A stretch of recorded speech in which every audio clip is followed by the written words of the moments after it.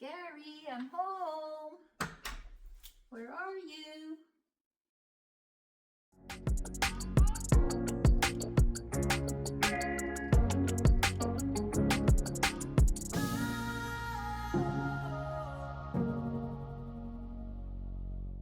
Well, hey guys, for the past couple of weeks, I've been embracing my own weirdness because I have a new pet and it's a fly, and I even gave him a name.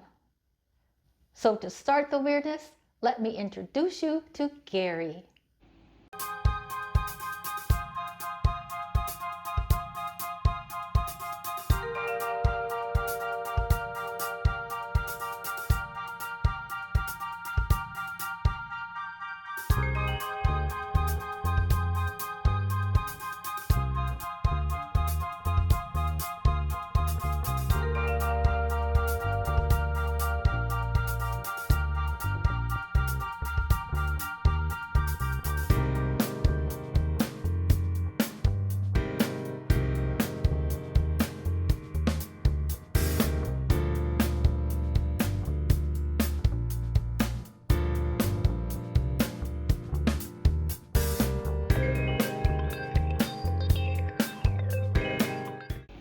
I've heard some people see butterflies or birds after somebody they love dies.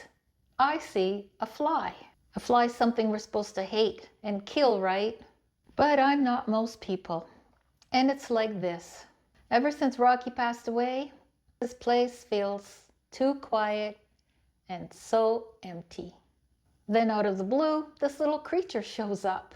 And whether that's basically a death sentence for flies.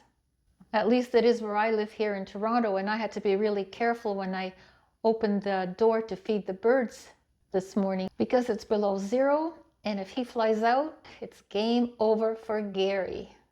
Sometimes Gary hovers around my head with that annoying buzzing sound flies make. But instead of driving me crazy, it just feels strangely comforting. He follows me around from room to room, and when I'm sitting in here working at my computer, he hangs around. He'll sit on my hand like he's proofreading. He even pointed out that my keyboard's filthy and needs good cleaning. I think he may even be trying to spell out a message. Who really knows? I asked Google what flies like eating the most, and the answer was so fascinating and quite detailed, so I've put a link in the video description. Anyway, my waste can's under the sink where he can't get at it, so I leave out some of his favorite treats for when he gets the munchies. Believe me, guys, I know how that sounds, and I'm fully aware that I'm stuck with this ridiculous thought of being emotionally attached to a housefly.